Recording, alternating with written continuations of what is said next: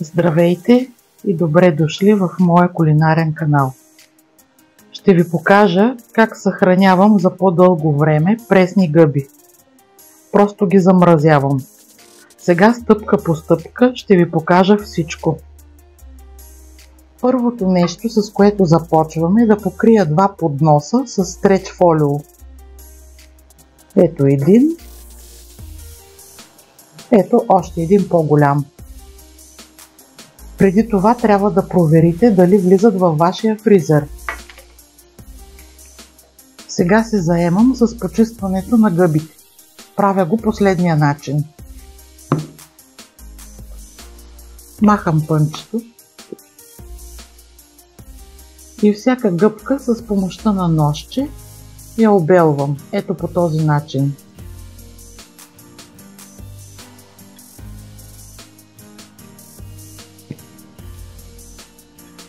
Лесно е и става много бързо. Никога не мия гъбите. От дръжката отрязвам горната част. Това може да се хапва спокойно. Така постъпвам с всичките гъби.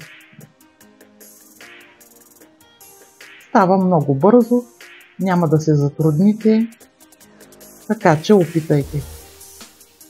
И пак да повторя, никога не мия гъбите, защото те поемат изключително много вода.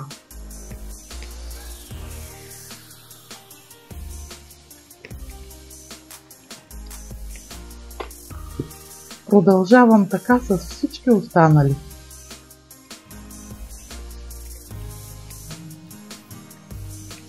Гъбите вече са почистени. Какво правя по-нататък? Част от гъбите режа на по-едри парченца, а пък останалите режа на по-дребни. Обикновено с по-едрите украсявам салата и пица, а пък по-дребните използвам за пълнеж на палачинки, използвам ги за супа и какво ли още не. Продължавам с нарязването на гъбите. Ето така. Тези, които режа на по-едро, ги режа последния начин. Не е нужно да бързате. Това трябва да ви носи удоволствие и спокойствие. Ето на такива парченца. Така постъпвам с част от гъбите.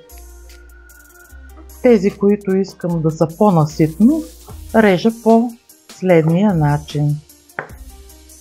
Първо на големи парчета. Ето така. След това обръщам и ги режа на малки парченца. Не е задължително да е по този начин. Вие може да се го направите както искате. Ето какво съм направила по-нататък.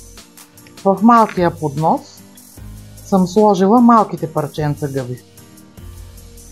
А в големия поднос големите парченца гъби, които са в един ред. Сега и двата подноса отиват в фризера за 3 часа. Гъбите трябва да замръзнат. Изминаха няколко часа, гъбите вече са замръзнали. Това, което правя, е да ги наслагам в ето тези пликчета с тип и да ги оставя в фризера. Когато ми потребват, ще си вземам толкова, колкото искам.